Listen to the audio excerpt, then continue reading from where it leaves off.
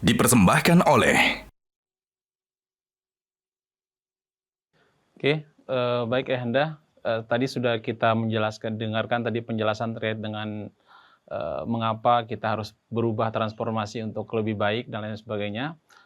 Yang menjadi pertanyaan saya, apa nilai-nilai yang harus kita ambil atau kita pegang sebagai umat Islam untuk bisa transformasi itu lebih baik-baik gitu?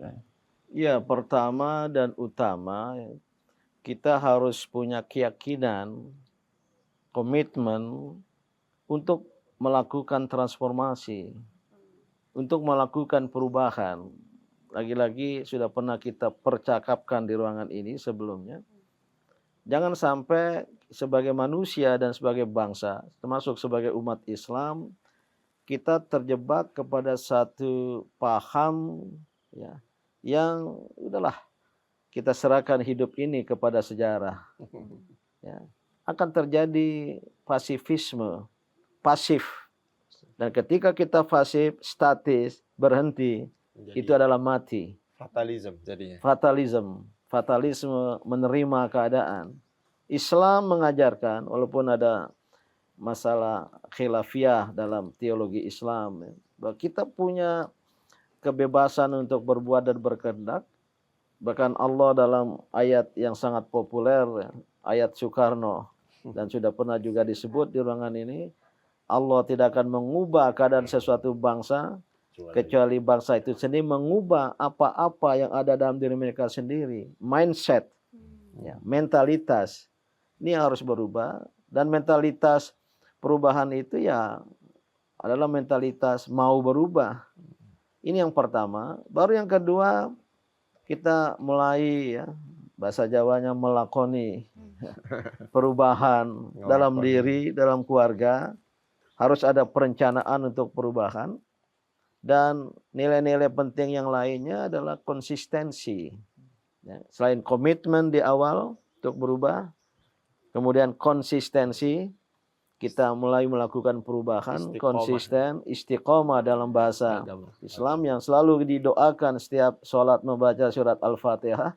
Ihdinas siratal mustaqim. Jadi kalau saya seorang yang konsisten pada jalan lurus, pada jalan tengah, pada jalan kebenaran. Yang ketiga, saya ingin memasukkan nilai kebersamaan. Mutlak perlu kebersamaan, kerjasama. Karena meraih masa depan yang gemilang itu tidak bisa dengan sendirinya.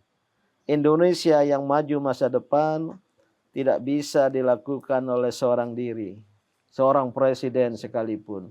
Tidak bisa oleh sebuah organisasi, tidak bisa oleh suatu umat beragama sekalipun.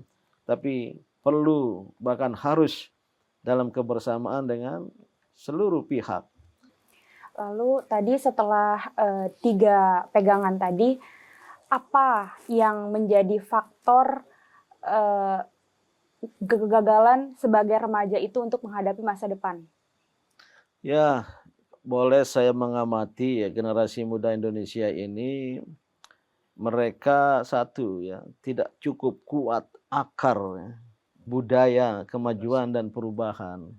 Dan yang kedua, mereka juga terlalu rentan dan lemah terhadap tantangan dari luar.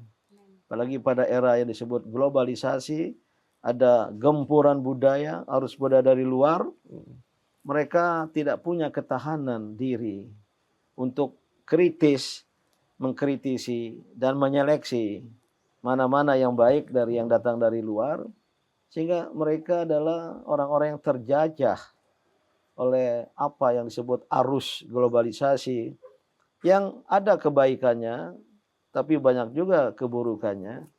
Nah, inilah masalah bangsa, sehingga bangsa ini ya sesungguhnya tidak cukup siap untuk menghadapi masa depan. Tapi dengan mengatakan ini, saya tidak ingin menggeneralisasi, mengebiah-uyah. Banyak anak-anak bangsa yang hebat, yang kuat akidahnya, kuat keimanannya, punya daya tahan, punya kemampuan, dan termasuk yang menoreh prestasi di tingkat nasional dan tingkat internasional. Ini yang harus diperbanyak. Kelompok, ya, generasi Sini pernah bilang jangan generasi rebahan, Iya. tapi generasi yang tangguh.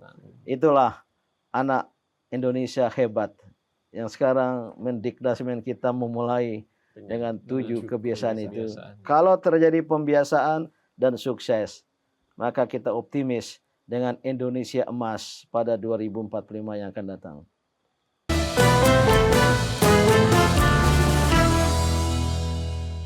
Dipersembahkan oleh